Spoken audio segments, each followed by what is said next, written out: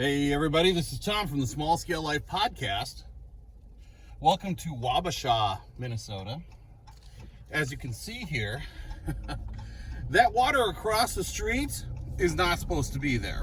So we are experiencing big time flooding here in the Mississippi River Valley. So we're going to do a little flood update because why not, right? We're in the driftless area. We're in Wabasha, Minnesota, heading for home.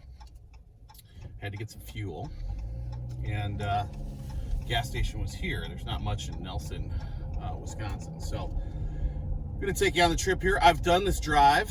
I've made videos here before. So we'll talk about things. Wabasha, home of grumpy old men, also home of the National Eagle Center, which is right up the street. Got a great church right here. I've taken pictures of that before. It's beautiful. And basically we're hiding over on Highway 60, which turns into State Highway 25 on the Wisconsin side. So we're gonna go over the big bridge.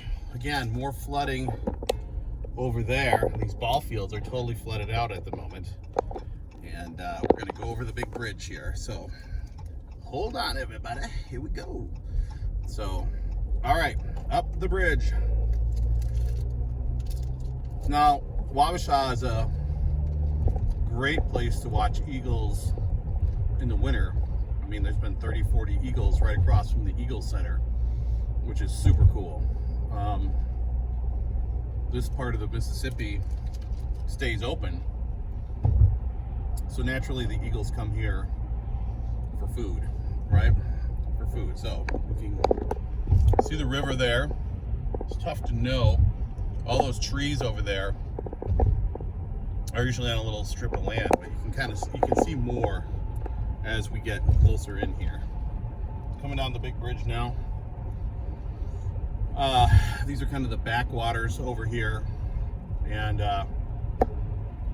there's just a lot to see. I mean, we have the Chippewa River that comes in just north of here, and all that water is just flowing in here, and there's maybe 5 feet, 6 feet maybe between top of water and road. And you know, just talking to some of the people along the river, they're pretty nonchalant about it. They're like, well, this happens every year. People get all revved up and excited, and this is just the way it is. This happens every year. Okay, all right.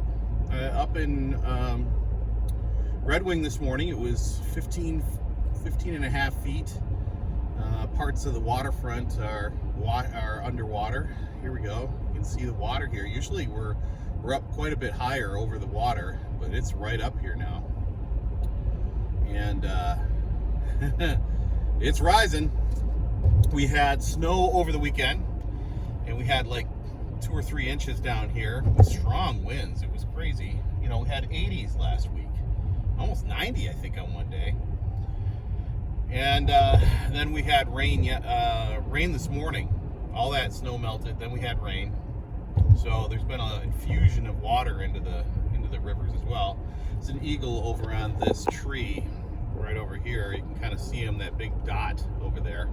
That is a bald eagle. So this is why this area is so cool. And I've seen a lot of eagles today. Looking at the forecast, we're supposed to get thunderstorms tonight, more rain tomorrow. So that usually gets the eagles going. So now we're in Wisconsin, almost in Wisconsin here. You know, those rainstorms really get the eagles active. They're out looking for food, foraging, doing their thing, because tomorrow they'll probably be hunkered down with the rain. And again, we had rain this morning, so probably didn't get their good breakfast and all that good stuff. So they're out and at it today. And I've seen like 17 today, which is really good for this time of year, because usually we have big bunches of them, and then they all migrate out. They head back to their homes up north or wherever. So yeah, you can just see we have so much water going on right now. We're over on the Wisconsin side, and this is Nelson, Wisconsin right here. So not much to Nelson. we had an issue at this crossing this morning, but we got that taken care of, which is good. So onward, on to home. And that always makes me feel good, is when you find an issue out there, the lights kept turning on and the gates would start to come down and they all turn off. So that makes me feel good when we can get something fixed and corrected and onward, and just things keep working like the way they should. So now we're heading out of Nelson. We'll be hanging right up here towards Pepin, and we'll go into the Chippewa River basin. You'll be able to see that too. So we've had record snowfalls this year, especially up in Minnesota. There was record snowfalls up there, and you know, all that snow, all that water's got to go somewhere, right in the rivers. And the Mississippi River is one big collection point, taking all the water from all the rivers and bringing that on down to the Gulf. And it's like a mass. I've said this before, and I totally believe it's true. It's like this massive antenna. It's this massive funnel, and it's just collecting all that energy, all that water, and channeling it right down to the Gulf. So it's an analogy I like to talk about. So yeah, this guy's really into the selling boats now. He's really expanded his business. He had a little bit of everything, and now he's really focused on boats, which is probably a good thing, right? Seeing that we're right on the river. So now we're heading towards Pepin. We've got about 7 miles until we're in Pepin. And if Pepin sounds familiar, it should be. A lot of folks read the Little House on the Prairie series, and Pepin was where the Little House in the Big Woods was. So that is, it's just funny how things worked out that way, and that we are just about maybe 5 miles from where the Little House homestead was. And we know the people that are homesteading, or they have a little market garden right next to and part of the Ingalls Wilder homestead. So it's pretty cool. It's a pretty cool thing. So this is the Chippewa Valley, or Chippewa River basin right here, and you can just see there is water everywhere down there. Over there on the right, this is not usually this high. It's usually just kind of backwater stuff, but the water is just high, and it's high everywhere. So all this water feeds right into the Mississippi, which is off to our left here in this video.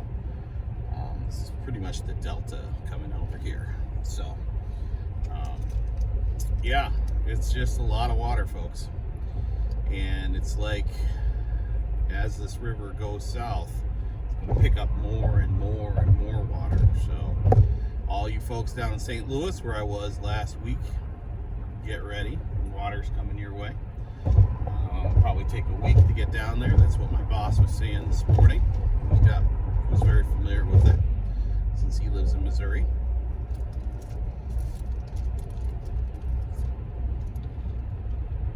And we're just making our way here. All these backwaters are just flooded out. And it's pretty dramatic. I mean, people get back in here in small boats and stuff and fish. Not right now, man. Currents are way too strong. And there's so much brush, deadheads. It'd be really dangerous to do any of that. So we're about to come out of the cross the main channel here. I think we got to cross the main channel. Yeah, there's a little rail line that comes off here that heads up towards Durand and Eau Claire. We've been abandoned for years. We just crossed that.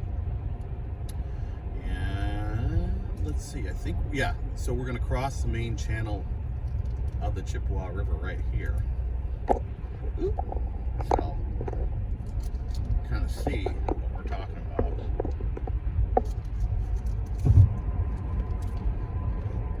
Just a lot of water down there.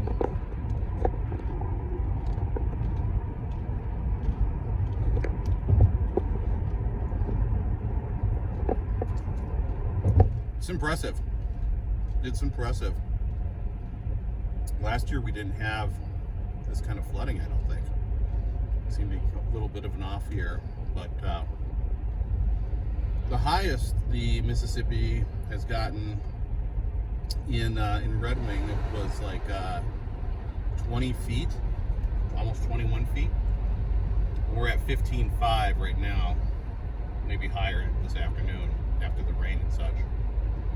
I mean, if you think about it, when it rains, and we learned this in our environmental class in civil engineering, when it rains, there's a delay. So it's not like all that water just immediately goes in the river and it goes downstream. There's a delay.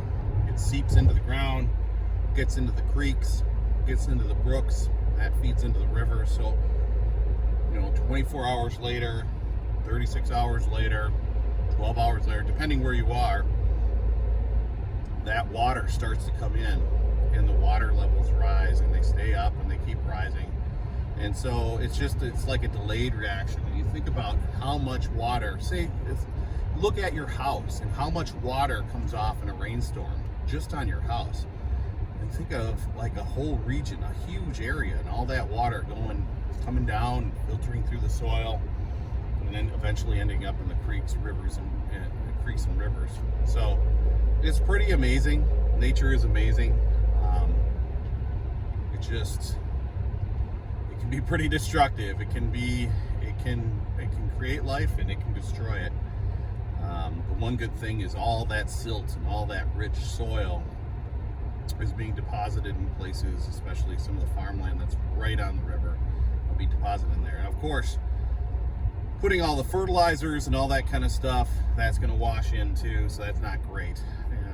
But people have been farming along rivers since before the Egyptians, right? I mean, the Nile was we learned in school, was always a very rich farming area back in the day, because the floods would bring all that nutrient right into the farmland. So yeah, we're coming into Pepin now. We just passed a winery where they grow a ton of grapes. We'll be turning at the winery up here, but just wanted to show you what it looked like down here, up here in Minnesota and Wisconsin with the flooding going on. It happens, and it's just, to me, really interesting as a civil engineer who studied some of this stuff and see it in action, and how the river, how people manage the river, how they manage their properties, how the Corps of Engineers manage the floods, how the railroads are managing with the floods, because their rail lines are right alongside the river, and they can't run trains at speed. It looks like they're parking trains along the line just in case that roadbed's getting pretty waterlogged, and they don't want to have track disappear on them as they run over it. So it's kind of interesting how this is all working out. Other than that, I hope you're doing well. Flood season, we just had the flood run. Yeah, there's another thing that happened last weekend during the rain and snow. It was the flood run weekend, so a lot of motorcycle folks are coming down this road right here, Wisconsin 35, and we're enjoying, usually running down 35 because it's so picturesque. Right here on the right is a little house museum here in Pepin. Sorry about that, making you ill. But that was the Little House Museum. We've been there, been in it. I got a lot of neat stuff. Reminds me of going to my grandma's house. She had a lot of that same stuff in her house, in her basement. But the flood run is every year, and they run down the same weekend, that April 15th weekend. And they're heading down just to run in the valley, because it's such a pretty ride. And both sides of the river are so pretty, and you can go a 100-mile ride, a loop around Lake Pepin, and a lot of people do. So it's exciting, it's fun. It brings a lot of tourism down into the valley, and places like Stockholm and Pepin and Red Wing, they benefit from having all those bikers in town, all the restaurants and little shops and such. So it's pretty cool. It's pretty cool. But right on time, right? Here we got the flooding. They just had the flood run, and away we go. So we have the winery is right in front of us here. It's really cool.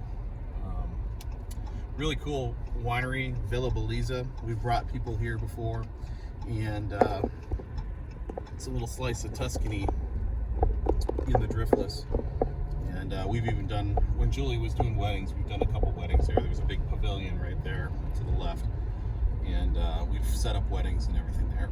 So, all right, everybody. Well, I'm heading for home. I got some things to do. I hope you're doing well. It is April. We're entering the last phase of April here. Just had a major eclipse today too, so that's pretty cool. Only visible in like Australia out on the sea, but it was the moon stepped right in front of the sun, which is pretty cool. Just it's a cool day. I mean, just a lot of stuff happening.